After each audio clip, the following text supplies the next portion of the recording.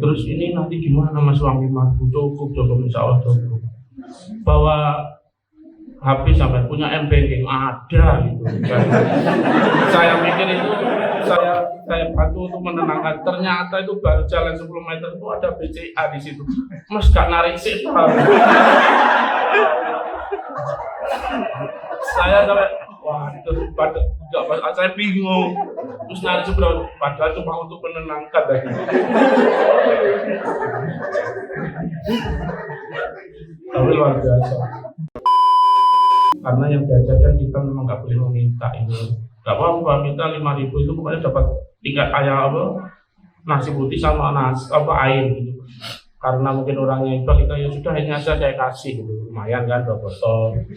Terus nasinya akhirnya kita jalan ke terminal itu Mas kita cari yang tujuannya ibu-ibu Mas. Syukur-syukur kalau berjilbab.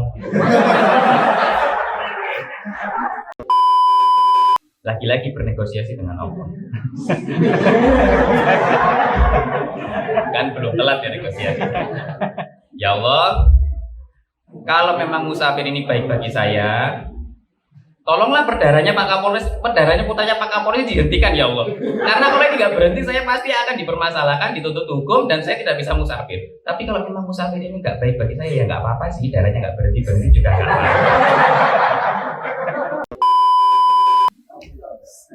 Saya negosiasi itu dengan modal 1 kasa terakhir. Saya bawa kasa 2 box dan itu habis untuk versi perdarahan, tinggal 1 kasa terakhir, dan itu pun ditemukan oleh ibunya Bapak Kapolres di ruang sebelah di luar. Dok, ini kayaknya kasanya ada yang jatuh 1. Alhamdulillah masih ada 1. Ya bu, mana bu?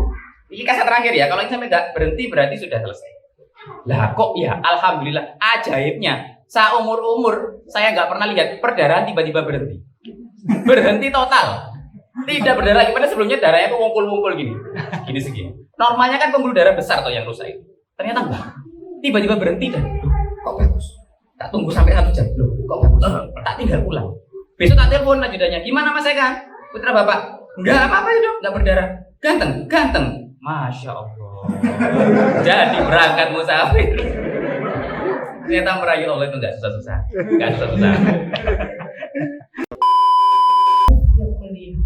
Maka itu saya itu merasa disambut banyak sesosok orang keluar berdiri di atas kuburan itu. Saya tidak bisa melihat wujudnya, cuma melihat cahaya dan mengadakan tangan sambil bilang alhamdulillah. Itu sampai ke perjalanan di Pasuruan.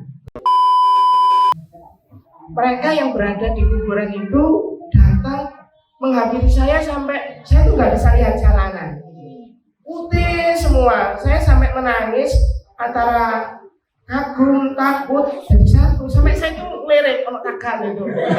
Ono, saya merem lagi, masih ada.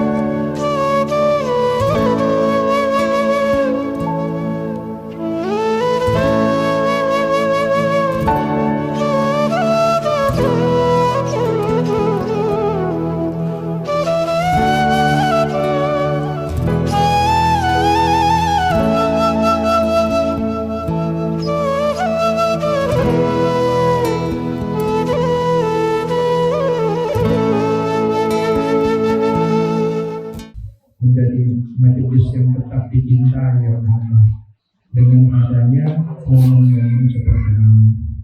Saya tidak mau mengulas lebih lanjut karena saya juga ingin cepat-cepat mendengarkan apa saja kejadian-kejadian yang ada dalam perjalanan ketiga pemusafir ini, dan kita berikan keluasan waktu, ya, bebas ya, tanpa dibatasi menit-menit ya, bebas mau berapa saja gunakan. Tuan ya, mendengarkan untuk pemusafir. Ini ketuanya siapa? Mas Papa, ya, kita mulai dari ketuanya dulu. Atau anak buahnya dulu, pamungkasnya nanti ketuanya gitu ya. Hah? Mas Papa dulu. Ya. Assalamualaikum warahmatullahi wabarakatuh. Alhamdulillahirabbil alamin. Puja dan syukur kita panjatkan kehadirat Allah Subhanahu wa taala atas rahmat kenikmatan karunia-Nya sehingga kami bisa melaksanakan Riyadhul Musafir dan khususnya untuk guru kita, beliau yang sama-sama kita hormati, kita sayangi, sama-sama kita cintai, yang sudah memberikan semuanya sehingga kita semua sampai detik ini, sampai sekarang ini bisa berkumpul di sini. Kita doakan semoga dipanjangkan umurnya ya Allah. Amin. Amin. Yang kedua, untuk yang kami tauladani di Baitul Maqdis wilayah Ustaz Amhan, serta dua sahabat saya ini yang luar biasa, Allah.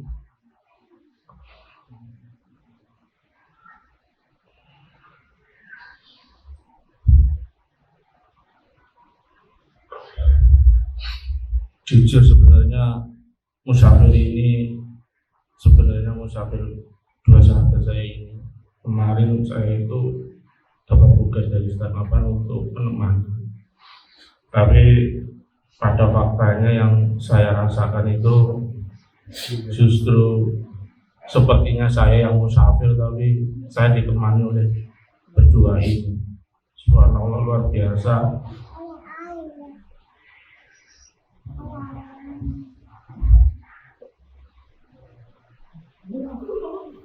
Untuk detailnya nanti sahabat-sahabat saya ini akan bercerita dalam perjalanannya. Mungkin saya akan sedikit cerita beberapa hal ini. Mungkin selama saya menjadi Ikhwan baru ini saya merasakan sebuah mimpi, dan mungkin baru ini yang pertama saya bisa ungkapkan. Kalau yang sebelumnya mohon maaf ya, mungkin karena kurang paham atau kurang peka. Biasanya kalau setelah mimpi, ini yang kemarin saya mimpikan. Tapi terkait perjalanan ini, sungguh sebelumnya saya itu bermimpi saya didatangi maskapai.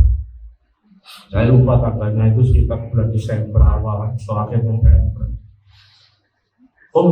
Ini harus mengantarkan temennya, ini luar biasa belum siapa apa. Lihat aja nanti. Saya tahu persis bahasanya Kapa itu karena meskipun saya jarang ketemu, pernah saya sekali privat sama Kapa itu waktu main di Bukit Belakang gitu. Jadi saya agak lama kan ngobrol sama Kapa. Jadi seperti nyata sekali bahasa-bahasanya itu saya ingat sekali.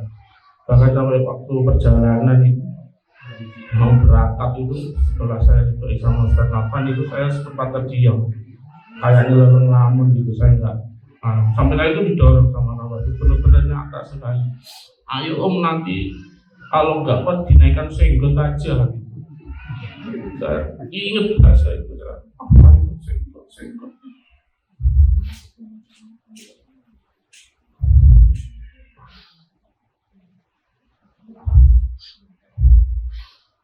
di hari pertama kita berjalan itu begitu start dari rumah Mari itu sudah disambut hujan yang lebat ya.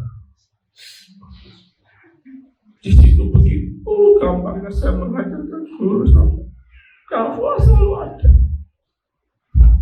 Sudah tenang, ini rahmat, ini rahmat, ini rahmat.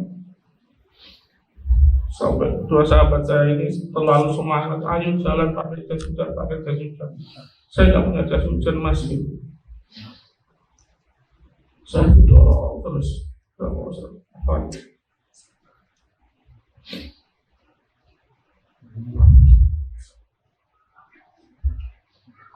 Gitu kalau malam pagi setelah kita istirahat juga sama saya mengalami sakit, meriang, menggigil, panas sampai naluri teman saya ini, dokter Nelisa ini keluar sebagai dokter. Mas sampai pucet mas, istirahat mas sampai pucet penyumpet itu mas. Nggak apa-apa, lanjut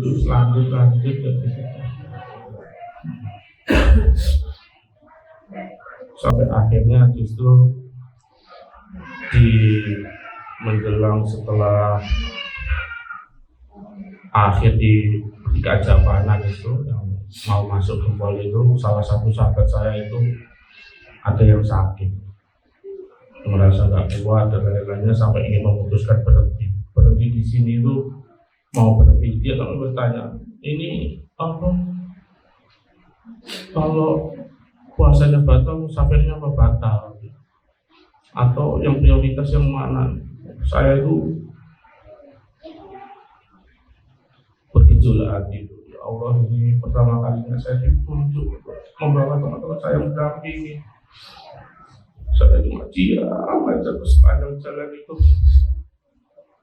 Akhirnya saya putuskan istirahat di duhur itu, saya nggak bisa istirahat. Akhirnya saya putuskan kawat gitu aja. Baru saya kawat tawasul itu, kan masjid itu kan bercermin semua kaca. Baru saya tawasul di depan saya, Pak Edi sama apa itu ketawa-tawa di situ. Ya Allah. Sampai saya saat kawat itu ketiduran tahu-tahu. Salah satu sahabat saya itu membangunkan, ayo mas jalan lagi kita. Setelah istirahat, saya kok malah bisa berkomunikasi dengan diri saya sendiri. Ya Allah,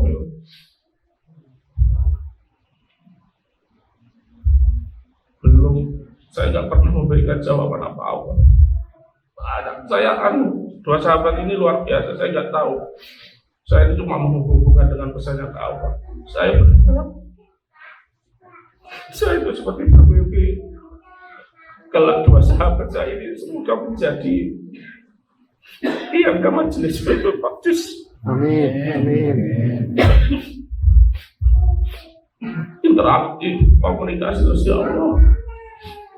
Ini kok diskusinya seperti ini terus. Pertanyaan-pertanyaan saya berusaha jawab dengan apa yang pernah saya dapatkan dari Pak Edi, dari teman-teman, dari Mas Edi, dari staf Mahkamah Rumah saya sampaikan. Alhamdulillah cukup bisa membantu kakaknya mereka berdua ini.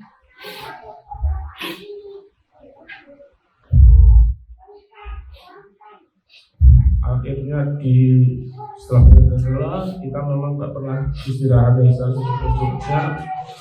yang paling ada kejadian lucu juga di kemarin hari kedua akhir itu kita terpisah karena dua sahabat ini interaktif sekali tapi karakternya berbeda. Kalau yang satunya itu cukup menikmati dengan jalan pelan gitu, tapi sangat menikmati, saya merasa.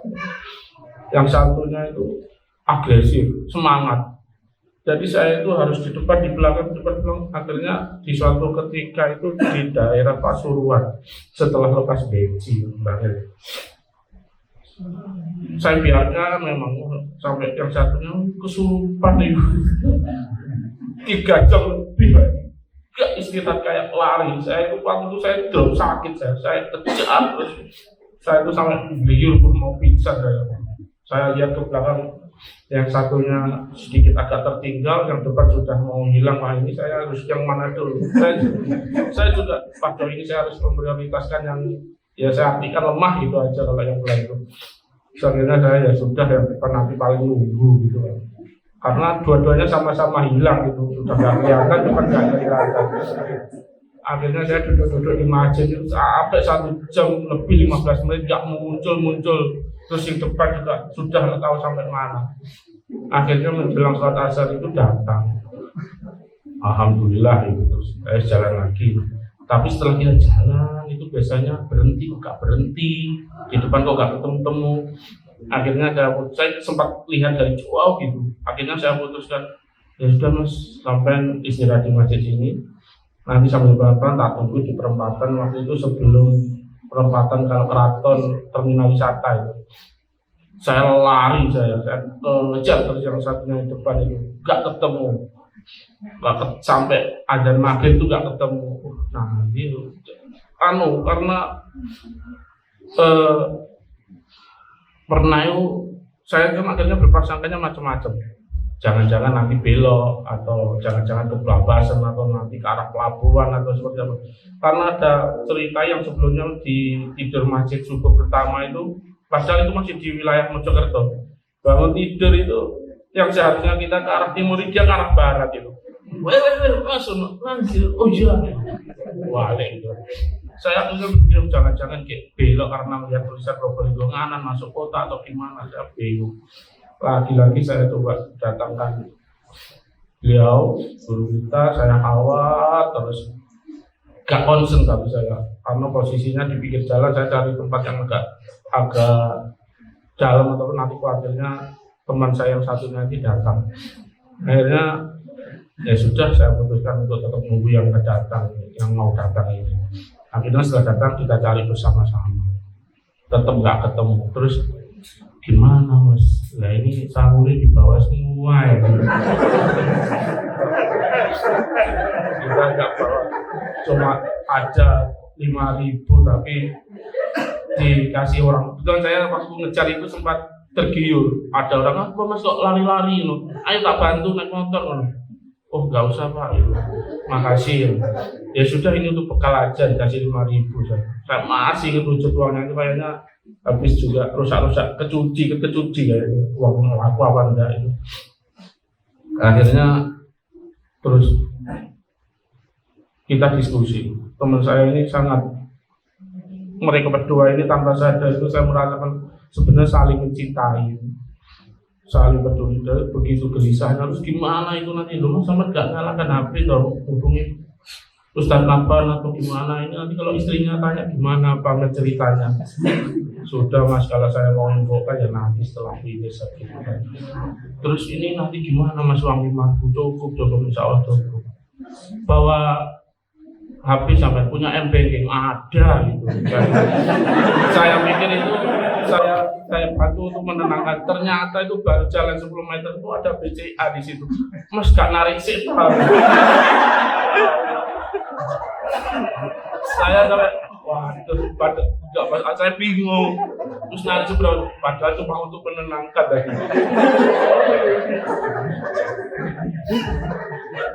Tapi luar biasa. Akhirnya ya sudah mas.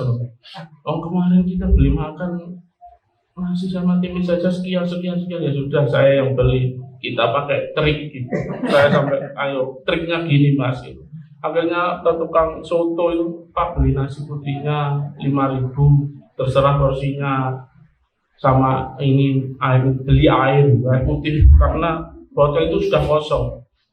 Akhirnya mungkin orangnya iba ya, karena yang diajarkan kita memang nggak boleh meminta itu. Nggak apa-apa minta 5.000 itu pokoknya dapat 3 ayam nasi putih sama air gitu. Karena mungkin orangnya itu kita ya sudah ini aja saya kasih gitu, lumayan kan 2 botol. Terus nasinya akhirnya kita jalan ke terminal itu, mas kita cari yang tujuannya ibu-ibu mas, syukur-syukur kalau berjilbab. Akhirnya mau beli nasi 5.000 dibuat 2 porsi nasi saja. Kalau 5.000 iya terserah bebas. 1 sendok, 2 sendok, 1 entong nggak apa-apa. Gitu. Ternyata terus kasih nasi 2, lawe yang korek terus tulisan. Gitu. Sudah ada, kebetulan kita dibekali buji serundeng sama itu masih ada. Terus nggak apa-apa mas, nanti di ini aja. Akhirnya terus gimana? Maka juga ini yang kita lakukan sekarang adalah cari masjid dan kita kawal.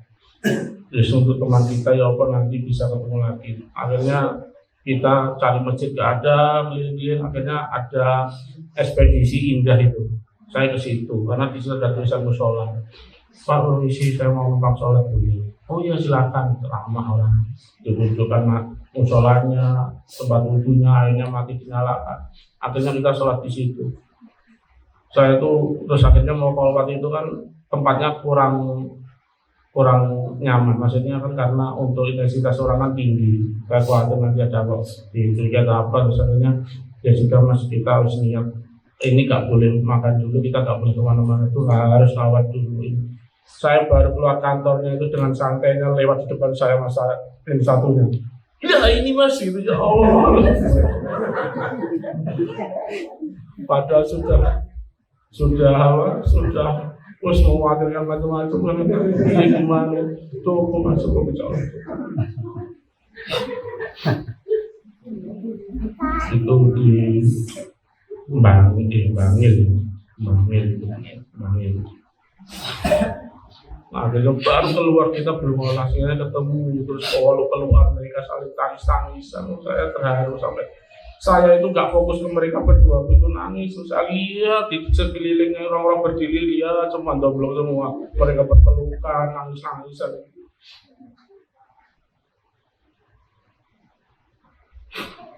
Itu yang diajarkan Ustaz Nafandi Ustaz. Jadi kita memang terus ya orang itu benar-benar nyata saya lihat. Mereka itu saling peduli, kebersamaan. Bahkan untuk tirakat pun kita itu selalu janjikan ayo selalu bersama-sama, melekan bersama, ojo diri saya. Sampai musafir pun seperti itu.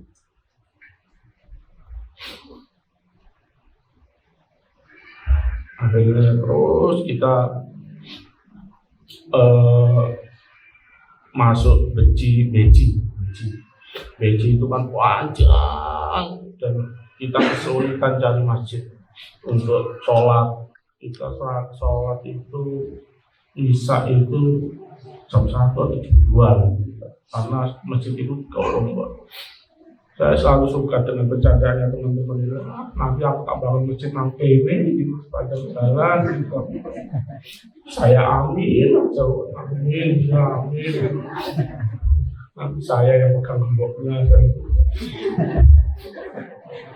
Sampai seperti itu. Jadi celutukan itu berat gitu saya terima mereka semua. Saya cuma sadurkan dari kalimat-kalimat yang pernah saya terima dari guru, dari baca, dari siapa, bahkan dari kata-kata dari istri, semua saya sabdo saya sampaikan. Oh iya mas, nanti seperti ini. Berbakat pak, teman dosa-dosa ini. Celutukan-celutukannya biasa.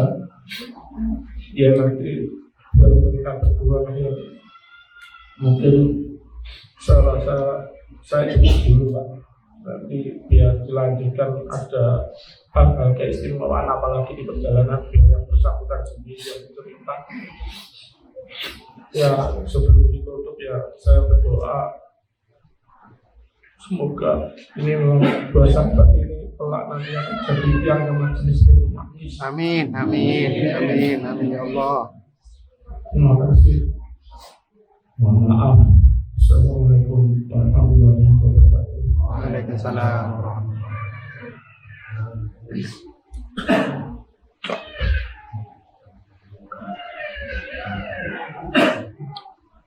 Assalamualaikum warahmatullahi wabarakatuh. Waalaikumsalam warahmatullahi wabarakatuh. Yang berhormat kemudian yang saya hormati Ustaz Adnan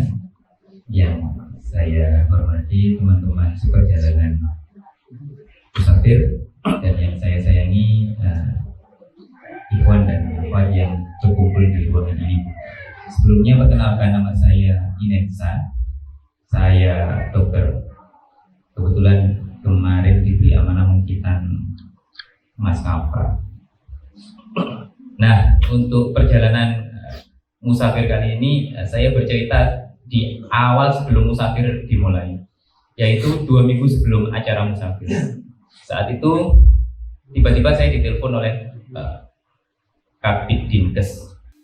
Dokter Nensa, iya, Dokter Langit, ini Pak Kapolres mau nyunatkan anaknya. Loh, padahal saya sudah memblok tanggal 20 sampai tanggal 30 tidak menerima pasien kita. Karena pertama, tentu saja saya tidak mau ada pasien yang belum sembuh kitanya dan saya tinggal musafir. Saya malah jadi zalim ke orang. Tapi berhubung yang telepon itu adalah Kabid dan yang minta sunat itu adalah anaknya Bapak Kapolres, mau nggak mau saya cuma jawab, J. Nanti malam diajak Bapak Kapolres untuk makan malam, J. Gitu toh. Karena kalau saya nggak bilang J, paling ya praktek saya ditutup gitu aja. Saya tidak ada pilihan. Saya cuma batin, ya Allah, jika perjalanan musafir ini baik bagi saya, tolong lunakkan hati Bapak Kapolres agar mau saya hitan lusa, nggak jauh-jauh gitu. Kalau mepet-mepet sama saya berangkat kan nggak enak gitu. Alhamdulillah ternyata Bapak ketika diskusi anaknya dipanggil, nak, ini dokter yang mau sunat kamu. Mau sunat kapan, nak? Jumat mah. Alhamdulillah mau sunat Jumat. Kalau bilang sunat minggu depan gitu, wah bingung saya. Akhirnya ternyata Jumat saya hitan. Saya sudah menghitan Putra Kapolres itu 2 kali, Kapolres Jombang sama Kapolres Ternate. Kalau ini Kapolres Mojokerto wilayah saya sendiri, sehingga beda. Ada kesalahan sedikit, ya dia dengan mudah akan mempermasalahkan dan membuat praktek saya ditutup. Oke, Jumat saya siapkan semaksimal mungkin. Pertama kalinya saya hitan, dilihat oleh Bapak Kapolres, terus petinggi di Polri dan Bupati dan sebagainya. Alhamdulillah dimudahkan dan lancar hitanya. Lancar, hasilnya ganteng kayak punya Mas Kapra. Ganteng pokoknya. Alhamdulillah gitu ya. Senang saya, alhamdulillah. Ini kayaknya aman ini. Ini kayaknya tak tinggal seminggu lagi sembuh ini. Sudah mulai sombong-sombongnya itu keluar itu. Mau pulang dikasih uang segebok sama Bapak. Ini dok, saya senang minta kasih uang segebok. Padahal tadi sudah dibayar sama ajudannya. Ya, alhamdulillah. Pulang sampai rumah santai. Sudah ada niat mau kholwat. Saya itu prinsip saya gini, Allah itu suka diingat. Jadi saya akan kholwat banyak kalau saya dapat rezeki. Kalau saya pas lagi apes, saya kholwatnya malah sedikit. Jadi nanti Allah akan membaca, berhubungan ingin Nensa ini kholwat, tak kasih rezeki aja gitu. Tapi nggak ngerti itu bener apa salah, karena saya juga baru di Western gitu. Bukan ikhwan lama gitu.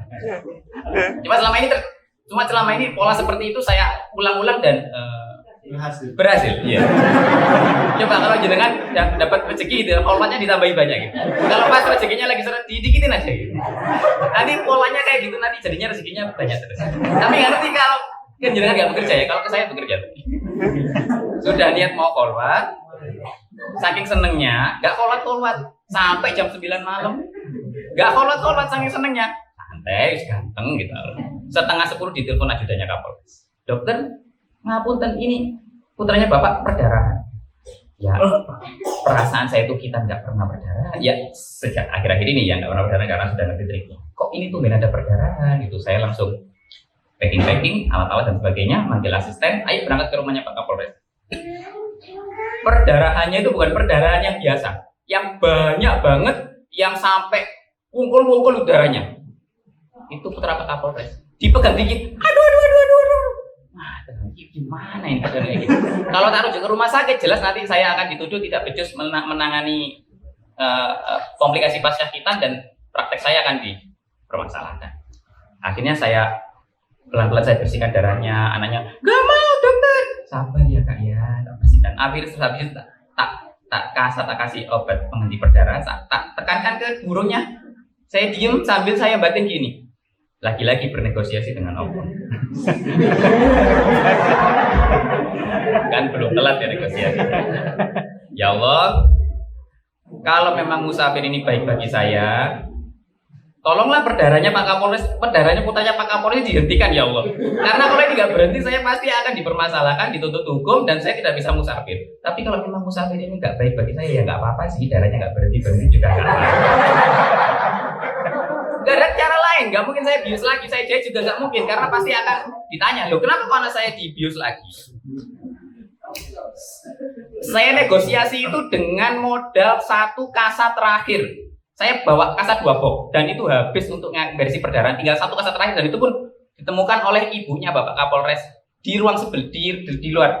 Dok, ini kayaknya kasanya ada yang jatuh 1. Alhamdulillah masih ada 1. Iya bu, mana bu? Ini kasa terakhir ya. Kalau ini sampai nggak berhenti berarti sudah selesai. Lah kok ya, alhamdulillah, ajaibnya seumur-umur saya nggak pernah lihat perdarahan tiba-tiba berhenti total, tidak berdarah lagi. Padahal sebelumnya darahnya tuh wungkul-wungkul gini segini. Normalnya kan pembuluh darah besar tuh yang rusak itu, ternyata enggak, tiba-tiba berhenti dan kok bagus. Tak tunggu sampai 1 jam, loh kok bagus, tak tinggal pulang.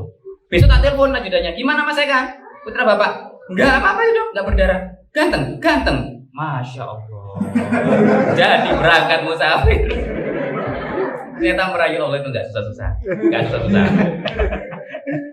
Sudah akhirnya persiapan mau musafir. 1 jam sebelum musafir ada nomor tidak dikenal yang WA Jabi teman-teman saya minta uang pakai profil saya. Ono mana? Ya Allah, ya apa ini ya Allah? Jadi berangkat apa enggak? Itu makanya negosiasinya sama Gus Jon. Ini masih cerita lanjut apa selesai? Lanjut. Agak panjang dikit saja. Pokoknya saya itu merasa mungkin ilmu agama saya dibanding teman-teman satu ruangan ini saya paling rendah. Jangankan ilmu agama, sholat aja saya kadang. Iya kadang. Berangkat musafir hari pertama, semangat kan? Berangkat langsung disambut oleh hujan badai. Minggir. Kemudian saya tidak bernegosiasi dengan Allah kalau sudah berangkat. Ya sudah, kalau memang minggir ya minggir. Kita nikmati hujan ini sebagai berkah. Kita tidak ingin hujan ini berhenti karena siapa tahu ini sebagai berkah. Siapa tahu kalau nggak hujan malah kita jalannya terlalu cepat, malah nanti ada apa-apa di depan. Saya mikirnya positif thinking kalau sudah. Ini saya belak-belakan langsung sebut nama ya, karena kalau tadi kan Mas Faton kan teman saya yang satu, teman saya yang dua, bingung kan jadinya. Langsung saya sebut namanya. Teman saya namanya Mas Arifin. Saya Hamzah, ini Mas Faton. Jadi kan saya langsung sebut nama biar nggak bingung. Di hari pertama Mas Arifin ini kakinya tergilir. Kemudian saya, oke lah kita bagi-bagi beban gitu ya. Kemudian hari pertama pula saya pertama kali tidur di atas jam 12 malam karena saya orangnya disiplin, jam 9 harus tidur. Jam 10 paling siang, paling malamnya. Itu saya malam pertama melewati malam dengan tidak tidur, dan jam 1 itu saya sudah ngantuk banget sementara Mas Faton masih semangat. Ayo bro, masa hari pertama sudah KO gitu. Akhirnya saya berbincang dengan kaki saya sendiri. Kaki, aku percaya sama kamu. Tolong bawa tubuh saya ini maju ke depan. Mata saya istirahatkan dulu. Bener itu. Saya ngomong gitu ke kaki saya. Jadi saya jalan tidak melihat depan. Merem saya jalan. Lah kok ya lurus jalannya. Enggak belok-belok. Sampai saya akhirnya melek, seger. Mas Faton, ilmu poman. Ilmu ngomong dengan tubuh sendiri. Sudah masuk, habis itu ketemu subuh, lanjut hari kedua. Hari kedua tantangannya lebih berat lagi. Hari kedua kita Ustaz mulai di mana ya? Dari itu yang Mujisari. Ngoro ya. Hari kedua sudah Ngoro. Hari kedua itu tantangannya adalah hari pertama itu. Hari pertama ya. Hari pertama pagi. Tantangannya adalah terbalik kondisinya. Setelah malam sebelumnya Mas Arifin ini sambat terus kakinya sakit, bukan sambat sih ya, terkilir gitu ya. Lah kok di hari kedua Mas Arifin tiba-tiba jadi segar bugar dan bisa berjalan cepat. Dan ganti kaki saya yang sakit semua, mulai ujung sampai pangkal. Akhirnya saya jalannya agak berat, tapi masih bisa mengimbangi mereka. Kemudian pertama kali ini ngapunten mungkin memalukan bagi teman-teman. Pertama kali saya puasa sunnah. dalam tahun ini, sejak tahun 2000 ya musafir kemarin. Lah Pak Masrur juga bilang, Pak Masrur perlu latihan puasa nggak? Latihan apa dong? Nggak usah. Latihan jalan nggak usah gitu. Ya saya nggak latihan gitu, polos banget. Ternyata puasa sambil jalan itu berat. Saya sampai antara beliur, kayak mau jatuh gitu. Akhirnya terus saya tanya ke Mas Faton. Polos banget saya nanya, nggak ngerti kalau pertanyaan saya itu membuat Mas Faton nangis. Mas Faton, penting mana jalan sama puasa? Kalau penting jalan saya tak mokel, kalau penting puasa saya tak diem di masjid. Mas Faton nangis. Dibawa ke masjid, terus Mas Faton gak jawab apa-apa, beliau tidur, Mas Arifin tidur, saya juga duduk. Saya tidur, saya tuh tipe orangnya tuh bisa nyimpen energi sedikit, tapi tidak bisa nyimpen energi banyak. Kalau Mas Faton sama Mas Arifin kan kalau tidur lama, begitu bangun segernya lama gitu ya. Saya nggak bisa tidur bentar, segernya juga bentar. Tidur bentar, jadi beda. Mereka sudah tidur lama, saya tidur bentar, bangun sudah seger, saya akhirnya duduk berkontemplasi. Tiba-tiba saya bisa berbicara dengan diri saya sendiri terkait masalah-masalah yang saya hadapi. Ada beberapa masalah yang saya bawa ke musafir, dan alhamdulillah masalah pertama terjawab di masjid yang kita hampiri di hari pertama. Terjawab dengan gamblang. Oh lagi ini tuh jawabannya. Oh, begitu saya dapat jawaban, saya merasa senang. Saya bangunin Mas, ayo jalan lagi yuk. Aku sudah bisa ngomong dengan diriku sendiri. Seneng Mas Toto ternyata. Gak ngerti saya ternyata gitu itu bener-bener menyentuh hatinya beliau. Padahal saya biasa aja. Kalau memang mokel ya mokel aja. Kalau lah musafir itu ya, gitu ya saya. Ya Allah, bikin Mas Toto sumpah saya jadi merasa bersalah. Selesai. Jalanlah kita lagi jalan menuju ke arah Ngempol, menuju ke arah Ngempol. Tambah gak karu-karuan kaki saya protesnya. Saya masih berusaha mengimbangi, masih bisa arah Gempol itu. Yang ekstrim itu ketika menuju ke di area Lamongan. Ya, kok Lamongan? Asuhan, Bangil. Itu saya itu menikmati kaki saya. Jadi wis kan Mas Arifin bilang, Dok, apa itu sakitnya gak usah dirasakan, lama-lama nanti hilang sendiri gitu. Saya coba, lama-lama ya tambah sakit. Ternyata gak bekerja triknya Mas Arifin ke saya gitu ya. Ketara sakno tambah lama. Ketara sakno gitu. Akhirnya saya rasakan, saya terima seluruh rasa sakit ini dan saya tetap akan berjalan walaupun sepelan keong. Mas Arifin ke depan, Mas Faton yang bingung, iki aku melok depan apa belakang? Akhirnya di tengah-tengah Mas Faton. Tengah-tengah lama-lama saya tertinggal jauh. Itu kalau godaan ikhwan-ikhwan di sini, kalau musafir mungkin godaannya berat, yang digoda jin. Saya itu godanya gampang. Jangan sampai mokel gitu ya. Godanya saya itu gampang. Jangan sampai mokel sama jangan sampai naik kendaraan. Karena saya tertinggal jauh, beberapa kali saya ditawari oleh orang, Mas, ngapain? Jalan-jalan. Ayo ikut. Itu godaan banget itu ya. Tertinggal jauh ditawarin ikut kan ya. Misal saya ikut kan ya nggak ada yang tahu gitu loh. Tapi saya mikir gini, seandainya saya ikut, mungkin saya bisa ngejar teman-teman. Tapi saya tidak akan bisa mengalahkan hawa nafsu saya di kehidupan saya setelah musafir. Prinsip saya gitu. Nah, aku pokoknya gitu. Setiap ditawarin itu, terus tiba-tiba ada orang, ya kira di sebelahnya kereta api, tiba-tiba ada orang dari atas kereta api itu lari-lari ke saya. Tiba-tiba ngasih gorengannya itu yang gorengan tidak berbentuk, yang banyak minyaknya, dikresek warna kuning dan kreseknya itu sudah kumel. Dikasihkan ke aku. Matur nuwun. Tak masukkan tas. Dan ini siapa tahu pemberian dari Pak Edi. Gitu. Jadi Pak Edi terus nggak saya terima kan nanti marahin. Masukin, jalan lagi saya. Ternyata itu gorengan menyelamatkan nyawa. Karena ini hilang habis itu. Ini hilang, terus buka puasa dengan uang 5.000 itu kan belum sampai pesan nasi itu. Akhirnya terus minum air putih, habis itu gorengan itu. Kok ya dikasih orang gorengan gitu ya? Akhirnya makan gorengan, nggak ada rasanya. Saya biasanya kalau dikasih gorengan itu saya hitung kalori, Pak. Tempe ini berapa kalorinya? Saya harus berjalan kaki berapa agar tidak tambah gemuk. Musafir nggak mikir kalori, yang penting hidup ya. kalau ada makanan ya makan gitu. Saat saya keluar gelisahnya saya keluar semua. Mas Arifin itu gimana? Anaknya masih banyak, terus temannya hilang. Mana minusnya banyak Mas Arifin ini 15. Nah, takutnya beliau ada apa-apa. Pokoknya saya khawatir gelisah, terus juga gelisah dengan uang 5.000 ini. Uang 5.000 ini bisa sampai itu kan. Karena saya sialnya saya tidak pernah diberi hidup susah oleh Gusti Allah.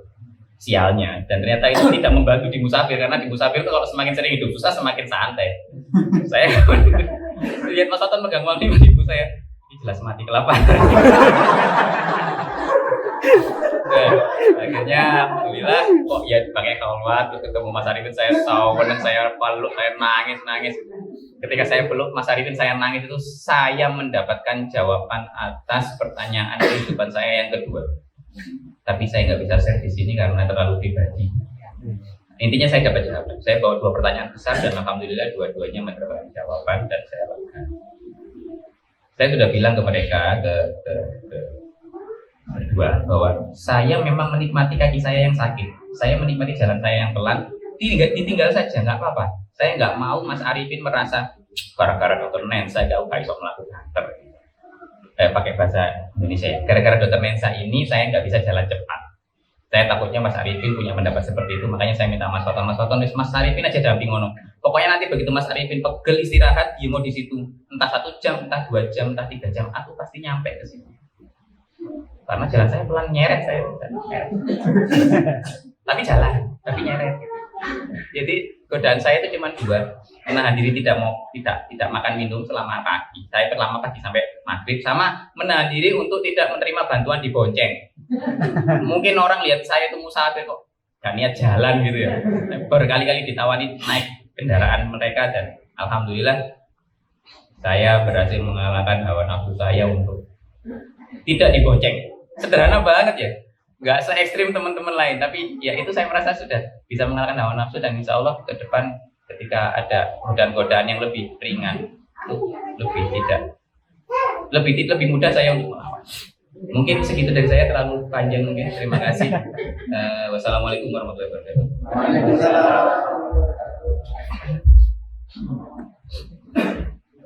Assalamualaikum warahmatullahi wabarakatuh.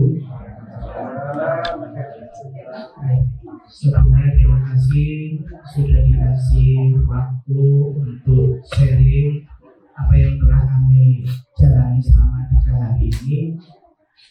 Terima kasih Guru Biang sudah mempercayakan kami, mengizinkan kami untuk menjalankan perjalanan kita ini selama 3 hari, dan kepada Bapak Masrur yang telah memberangkatkan kami dan merestuikan. Jadi selama perjalanan musafir ini teman-teman banyak mengalami kejadian sebelum ataupun sesudah. Saya kebetulan sudah mengalami mengalami tantangan, mengalami hambatan itu sebelum berangkat 3 hari seminggu sebelumnya. Dan puncaknya adalah saat saya mau berangkat sore harinya. Jadi pada hari H itu saya mengalami, kalau bisa dikatakan sih kayak serangan ya Pak.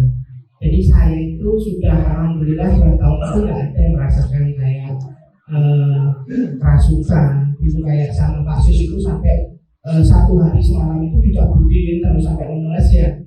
Pada hari itu tiba-tiba saya itu pas pagi hari itu hilang selera makan, kaki saya itu langsung gemetaran dan ada yang mau masuk. Dan pada saat itu saya semua beberapa tim pegawai saya yang inti yang saat saya mau tinggal udah saya persiapkan, ini bagian closing, ini bagian apa, itu juga kena serang. Itu kalau saya melihatnya itu rata-rata lemes, akhirnya sakit perut dan nggak bisa datang.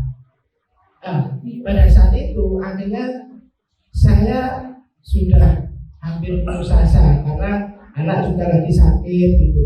Akhirnya saya tiba-tiba terinspirasi dari Umi Kapak keluar grup gitu.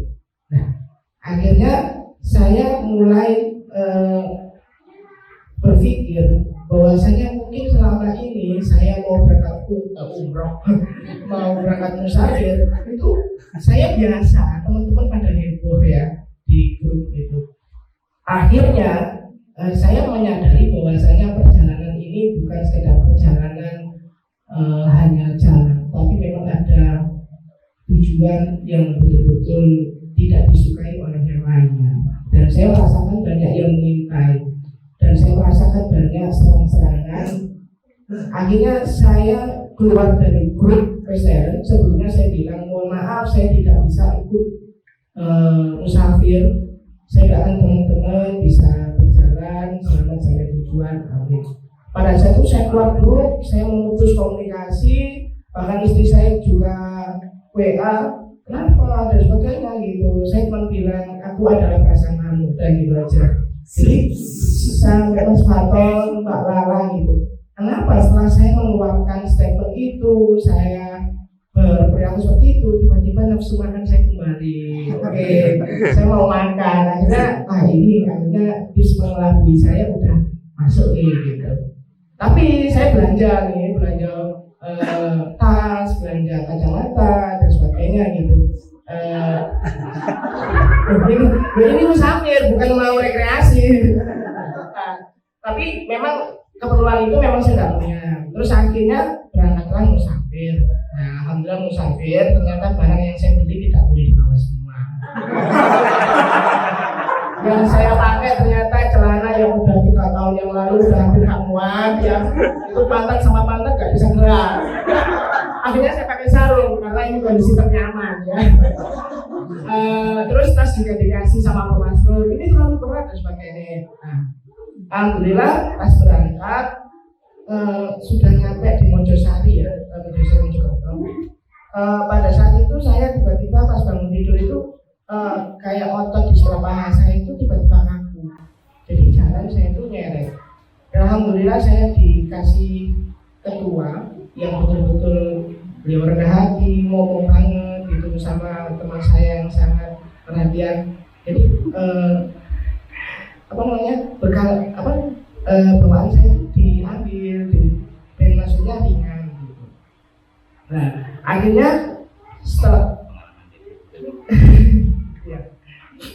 akhirnya setelah itu saya sering mengeluhkan gitu. Akhirnya besok bangun tidur pas nyampe di lorong ya, itu tiba-tiba kok malah dua-duanya yang sakit. Jadi saya jalannya nyeretnya 2 kaki gitu.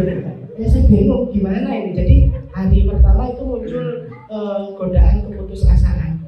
Saya tidak pernah mengatakan, tidak pernah mengucap terus balik aja. Cuma kalau saya di hati saya jalan sambil menangis, sambil bilang aduh bro ini gak budal gitu. Tapi itu pandangan saya karena akhirnya saya tuh mulai menemukan polanya lagi. Semakin saya keluhkan, semakin saya sabar, itu ternyata di sekitar kita itu membuatku jadi awalnya nggak sakit dikasih sakit. Akhirnya saya menemukan polanya itu, saya diam sampai gempol. Alhamdulillah nggak sakit. Akhirnya saya sering bilang ke dokter Elsa, dok orang usah disambat, nanti tambah nemer gitu. Nah, mungkin dokter sama saya itu beda sisi paham ya, karena loro gitu. Nah, sebelumnya di situ ada yang terlewat ceritanya. Jadi sejak perjalanan keluar dari Meri, saya merasakan ada fenomena yang kadang itu saya pikir ini mungkin halusinasi saya aja. Tapi kalau dibilang halusinasi itu sampai terjadi di sini gitu. Jadi saya setiap melihat makam itu saya itu merasa disambut banyak sesosok orang keluar berdiri di atas kuburan itu. Saya tidak bisa melihat wujudnya, cuma melihat cahaya dan mengadakan tangan sambil bilang alhamdulillah. Itu sampai ke perjalanan di Pasuruan. Tetapi di makamnya orang yang non muslim itu nggak keluar seperti itu. Saya simpan itu. Saya bilang apa saya itu cuma pengen heboh ya gitu. takutnya nanti saya ketok listrik gampang memberikan tugas, seakan-akan saya pengen sakti, padahal kok penglihatan itu yang muncul. Akhirnya pada saat saya di Jalan Raya Raji, ya, di situ Raji Pasuruan Mas ya, Pasuruan. saya itu pas Jumat, saya menunggu sholat Jumat itu saya hormat. Saya bukan orang ahli hormat, karena tahu sendiri saya udah nyampe Allahu Robbi, udah jarak berapa putaran sudah hilang ya, sampai ngorok-ngorok gitu.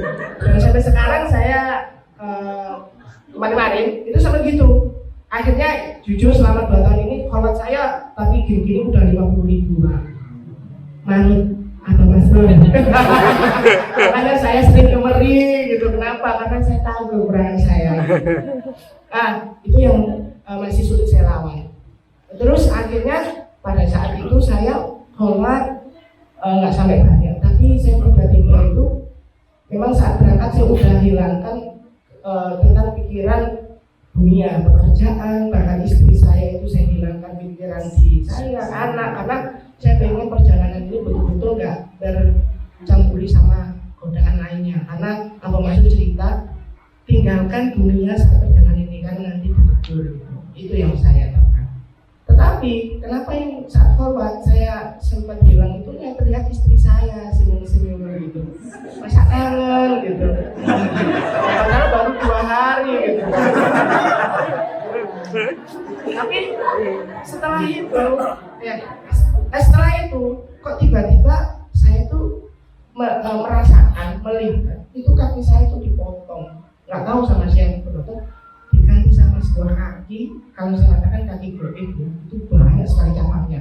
Wah, ini halusinasi saya. Nah, ternyata saya udah sempat kejadian mistis kayak gitu kan, aslinya nggak seneng, tapi kok mesti terjadi gitu. Karena saya juga nggak pengen sakti. Tiba-tiba pada saat perjalanan itu di luar nalar, saya sebenarnya bukan orang yang kuat-kuat jalan banget. Saya juga kayak gini. Saya selama 3 kilo itu berjalan tidak berhenti. Saya merasakan dengan kecepatan tinggi. Kalau kecepatan tinggi sih saya rasa biasa, cuma istiqomah.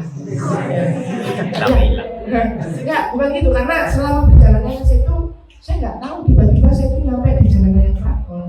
Karena dalam perjalanan saya itu saya berdiskusi, memang ada diskusi. Kamu lebih baik sendiri, kamu jalan aja lurus ke depan, gak usah noleh gitu. Itu datangnya bukan dari sini. Kalau dari sini saya tahu itu sekali. Saya terkenal lagi ini datangnya dari sini gitu. Oke, saya ikuti, saya nggak nengok ke belakang karena saya pengen ngetes bener nggak ini kaki saya gitu. Sampai saya merasa pegel baru saya berhenti. Ternyata saya hitung di maps 3,7 saya jalan antar kecamatan gitu. Akhirnya udah nyampe rasa pegel, saya belok kok kakek tok kok nggak kelihatan gitu. Akhirnya saya tunggu dari jam 1 jam 2 saya cuma jalan 1 jam di sana itu 3,7 kilo. Kalau di secara alam nggak masuk akal gitu. Akhirnya saya tunggu udah setengah 3 kok nggak kelihatan. Semua balik susul saya masih teringat nggak boleh balik arah. Balik arah jalan satunya juga nanti balik lagi kan, saya bingung. Sempat saya mau ini juga ada banyak bisikan, sepeda ini loh masih gitu. Sempat mau jemput pakai sepeda tapi saya bilang itu jangan, ini ada pesan. Ada yang berbisik ke saya, ini ada pesan. Tapi pesannya itu bukan untuk saya pada saat itu. Akhirnya saya keluar. Ini rekor saya selama 2 tahun, saya bisa keluar 2.000. Apa?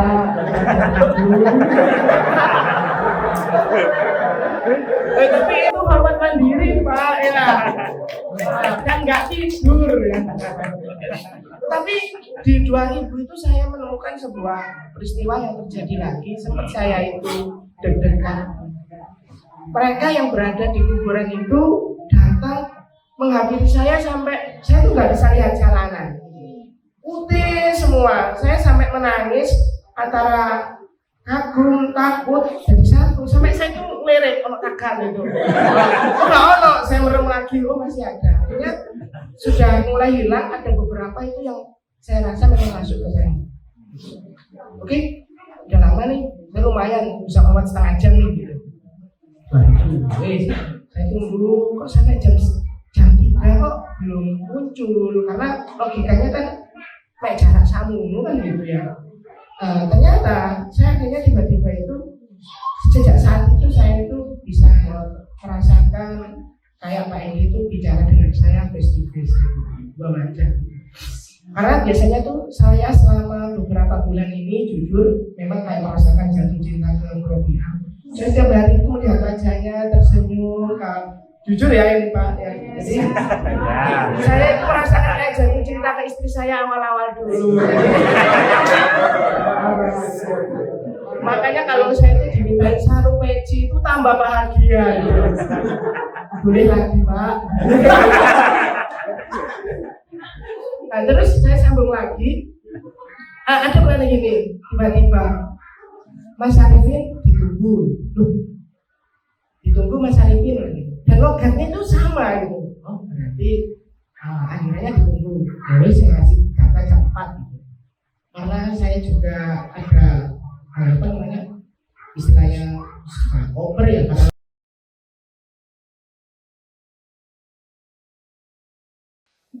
Karena uang saya yang bawa. Terus bagaimana makanya ternyata mau rata susah. Ya, tapi tiba-tiba langsung cep. Gak apa-apa. Ini ada pesan untuk berkelensa yang saya tangkap. Ada pesan untuk berkelensa. Akhirnya tiba-tiba saya itu malah bahagia. Iya. Kalau secara pikirannya orang luar ya, itu nggak duit bahagia, usah estekan. Karena pada saat itu kami dari awal itu ingin banget estekan nggak kesampaian. Ya. Terus akhirnya saya jalan sambil pelan-pelan. Akhirnya sampai terminal wisata Pasuruan mana ya? Beci itu mana ya?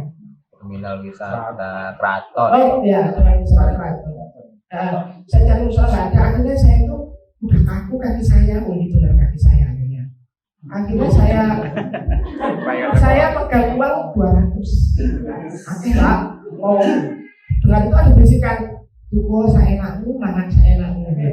Tapi saya kepikiran teman saya, nggak boleh, nggak boleh istilahnya gitu. Akhirnya sebelum situ ada pemandangan yang terlewat, mohon maaf. Saya ketemu sama seseorang musafir. Dia nggak bicara apa-apa, lewat bersampingan dengan saya. Beliau memakai baju hitam, celananya hitam, lusuh banget, sama wajahnya juga hitam kayak saya. Akhirnya saya itu langsung merasa beliau memakai tongkat, memakai tas kecil. Langsung pandangan saya berpengensa. Maaf yang dilihat itu jangan penampilannya, tapi pesannya. Akhirnya, mohon maaf, bukannya saya lancang. Akhirnya saya itu dapat pesan, kemarin sudah saya sampaikan ke pemirsa. Semoga istilahnya lambang-lambang ini bisa diartikan beliau dan beliau tidak marah juga. Akhirnya itu ada muncul gini. Ini ujian buat referensi. Sebenarnya yang dia bawa itu tidak ada harganya kecuali tongkat sama tasbih. Dan beliau biar merasakan istilahnya, karena selama hidupnya beliau ini kan lempeng-lempeng banget, naik gitu, karir bagus, istri cantik gitu.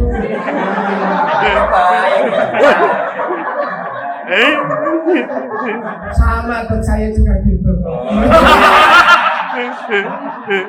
Ya, akhirnya saya pada saat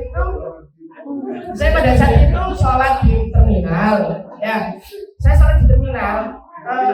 Saya itu tidak merasakan kesepian. Malah saya itu mohon maaf baru kali ini. Saya itu kemarin itu mau nyanyi juga gak enak karena kan saya tidak boleh membicarakan selain Allah kan.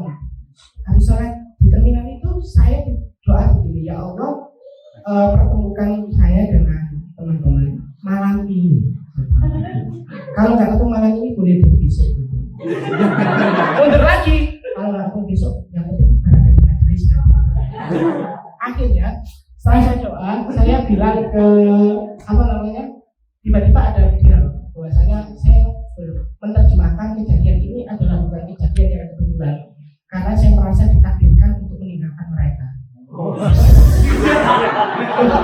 Sekarang begini, saya pesan awal, kenapa keyakinan seperti itu? Karena ini ada pesan, akhirnya saya itu merasa tidak bersalah. Mohon maaf, karena saya cuma perantara ya. Saya itu pas berangkat, saya bilang ke Mbak Lala, Kak Lala saya minta KTP, jaga saya nanti hilang atau bagaimana, minimal saya nanti ada yang menemukan. Oh ini Mas Arifin ada KTP-nya. Akhirnya kekhawatiran dunia keluar lagi.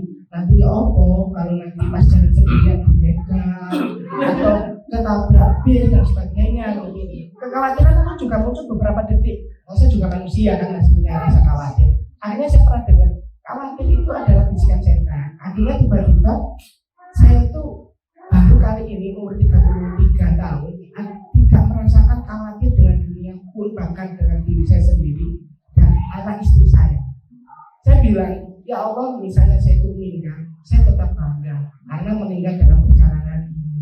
Seandainya kata saya misalnya hilang, minimal jenazah saya itu bisa kembali karena ada hati.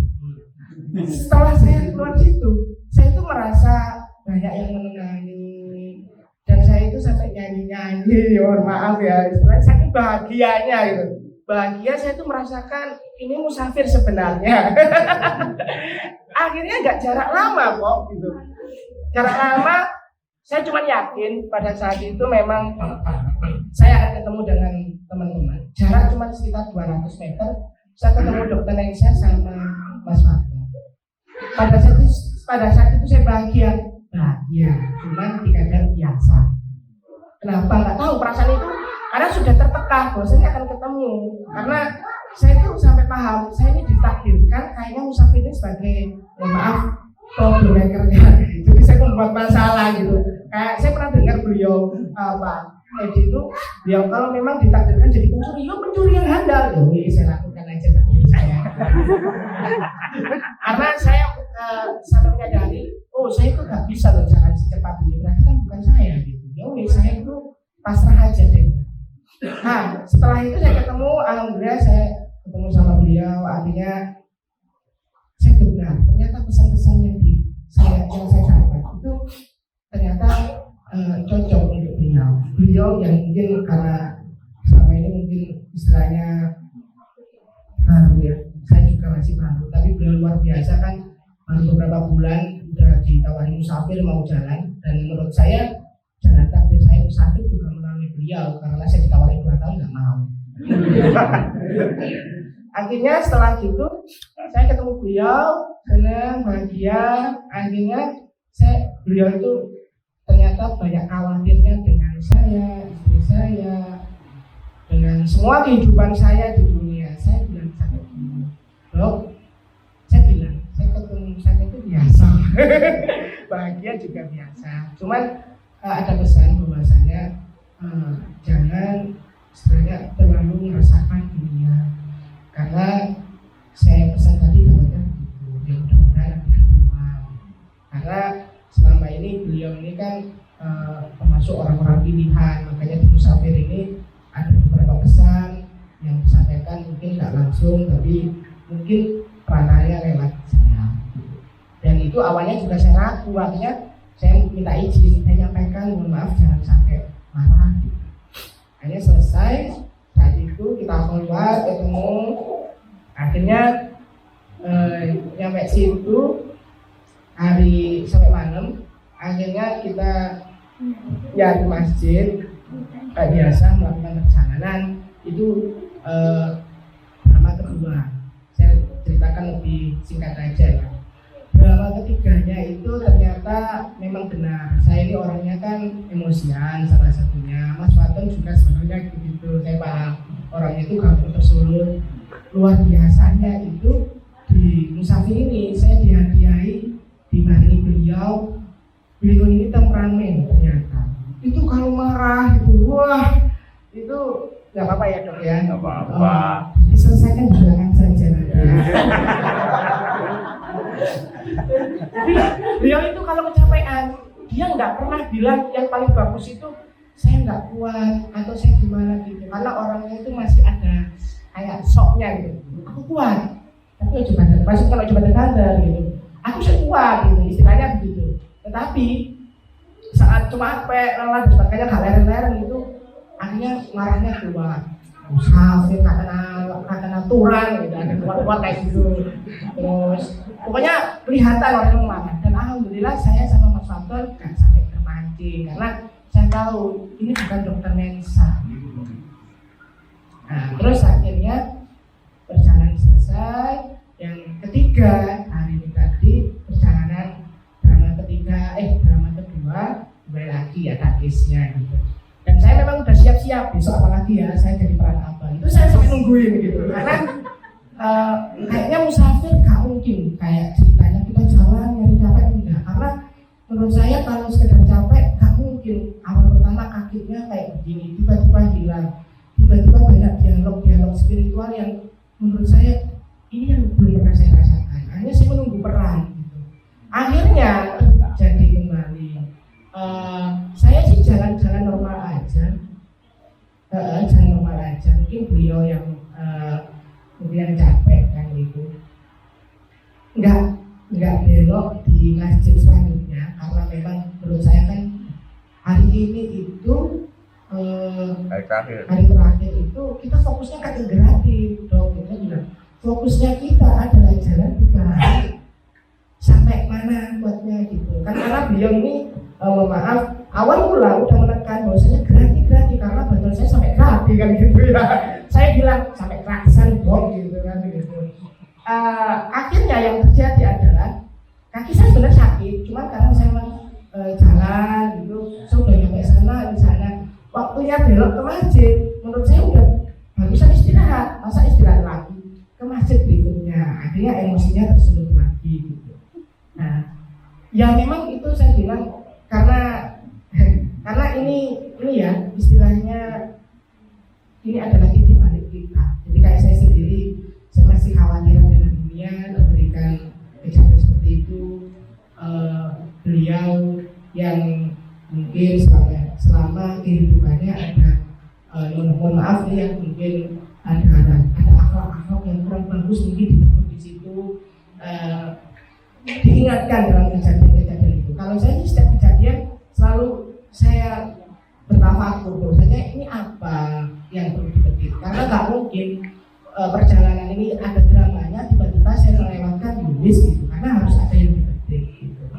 Akhirnya udah selesai perjalanannya, mau selesai hujan lebat, saya berbicara dengan beliau, saya banyak berbicara, beliau sudah mulai kosong mau mendengarkan saya, dan saya juga minta maaf ke beliau. Pastinya saya sampai beliau bilang di Lukas kamu hilang mana, aku gak kira boleh ini terus hilang lo gitu. Sampai segitunya akhirnya kan itu saya tahu kalau bahwa saya itu beliau ini cinta sesama ikhwan, apalagi 3 hari itu bukan perjalanan intim yang yang singkat, tapi kita perjalanan hati ya gitu. Akhirnya pas hujan lebat saya minta maaf ke beliau juga alhamdulillah sudah memaafkan, mohon maaf ya. Jadi sekian cerita saya. Yang satu, saya itu untuk saya sendiri kadang mikir, kok kenapa saya nggak ketemu jawaban saya itu pas maksudnya musafir, karena memang saya berangkat musafir ini kalau ditanya tujuannya apa, cuma satu, saya tujuannya cuma mengikuti perintah yang buruk, karena saya berangkat juga nggak ada masalah-masalah yang berat, pikir saya yang masalah tiap hari ya segitu aja gitu. Terus tujuan selanjutnya kan saya pengen berjumpa, bertemu, makanya ada istilahnya innalillahi wa inna ilaihi raji'un kan gitu. Akhirnya saya melihat ada musafir yang jalan, ada yang duduk di jalan itu sambil tasbih gitu. Saya melihatnya seperti itu, mungkin saya diingatkan itu saja. Jadi mohon maaf selama perjalanan ini saya menjadi perannya yang troublemaker, istilahnya saya yang sering memiliki masalah, tapi yakinlah itu semua adalah bentuk rasa cintanya. Cukup sekian dari saya, mohon maaf teman-teman, terima kasih. Baru kali ini saya mendapatkan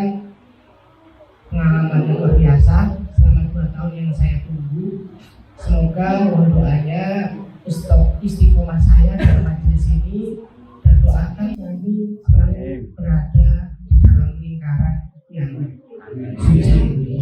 Terima kasih. Wassalamualaikum warahmatullahi wabarakatuh. Dan kembali lahir menjadi sosok yang baru, yang baru dari sebelum musafir. Itu hal yang luar biasa karena pesufi itu adalah pemilik kematian berkali-kali, dan setiap kematian dari hewan-hewan itu akan melahirkan sosok pribadi yang baru. Dan enaknya jadi murabi itu, yang kalau ada hewannya satu mati, itu dia akan mendapatkan kematian itu pula. Itu bonus untuk saya ya, yang layani ini ya. Nah, jadi jangan iri karena memang seperti itu.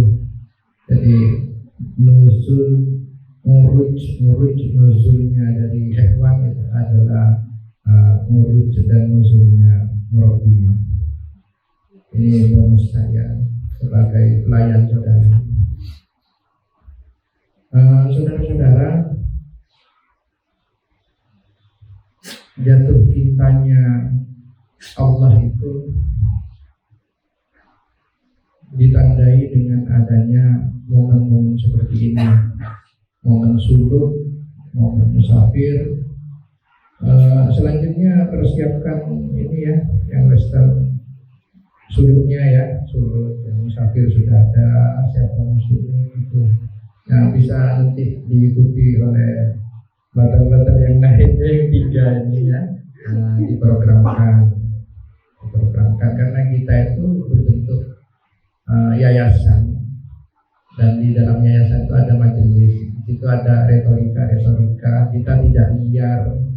Jadi kita bukan sufi dia yang loncat-loncat pengetahuannya. Kita itu retorika sekali di sini. Bagaimana saya menjelaskan rumus-rumus itu semuanya, dan itu tidak dimiliki oleh tarekat-tarekat yang lain kecuali sedikit. Ya, tarekat yang lain seperti musafir ada yang 8 bulan kita jumpai di jalan, seperti Pak Iqbal ya. Kalau musafir itu sering papasan dengan yang pemusafir dari komunitas lain, dari tarekat lain, tetapi beda banget dengan cara kita bermusafir, karena memang kita itu benar-benar ada rantai emas ke atas ya, ke atas. Kalau musafir itu rantai emasnya sampai ke Nabi Isa, karena sepanjang hidupnya Nabi Isa itu adalah musafir. Beliau tidak pernah bermukim di satu tempat, musafir terus. Sedangkan suluknya itu sampai kepada Rasulullah, karena beliau itu alumni suluk di Gua Hiro ya, selama 41 hari. Sedangkan yang kita jumpai di jalan-jalan itu beda. Ada yang 8 bulan tapi tidak puasa. Jadi kita punya waktu yang sebentar tapi dengan nilai yang tinggi musafir itu. Karena selain puasa banyak lagi aturan-aturan yang lain yang dikritik oleh Dr. Mensa tadi ya. Kagak aturan. Itu nilai lebihnya. Jadi saudara harus mencintai aturan-aturan itu, karena kecintaan saudara itu terbayar impas. Tidak sama nilainya dengan pemusafir yang lain yang tahunan, kadang-kadang sampai tahunan itu dari Banten, tapi ada yang tidak puasa, ada yang masih makan hewan ya, itu puasa tapi makan hewan. Nah, di sini semuanya dijadikan satu di sini. Musafirnya jadinya kualitasnya di mata Allah luar biasa. Tetapi yang saya perlu ingatkan kepada saudara-saudara yang musafir dan saudara-saudara yang suluk, tidak ada satupun dari upaya saudara itu yang menyebabkan saudara itu pantas untuk bertemu dengan Allah. Itu hanya upaya rayuan kita saja kepada Allah. Karena Allah tidak bisa diintervensi oleh musafirnya saudara. Allah tidak bisa diintervensi oleh suluknya, halwatnya saudara yang banyak. Akhirnya Allah sudi bertemu. Tidak bisa seperti itu. Ini sudah saya jelaskan di pengajian tadi kan ya. Sudah saya jelaskan. Tidak ada satupun. Ya kalau mau musafir ya sudah musafir. Musafir katanya Mas Arifin karena perintah guru gitu. Musafir dan perkara nanti Allah terayu oleh musafir kita, itu haknya Allah itu, bukan karena upaya saudara. Saudara itu sampai patah kakinya di musafir, itu tidak bisa dijadikan komplain. Saya harus bertemu dengan Allah karena kaki saya sampai patah. Itu tidak bisa. Sesukanya Allah. Bahkan Allah kalau sudah menyukai seorang hamba, maka dia akan bertemu meskipun tanpa musafir atau tanpa sudut. Tetapi Allah itu tidak pernah mendustai kata-katanya bahwa dia akan memberikan ujian kepada hambanya yang dia cintai,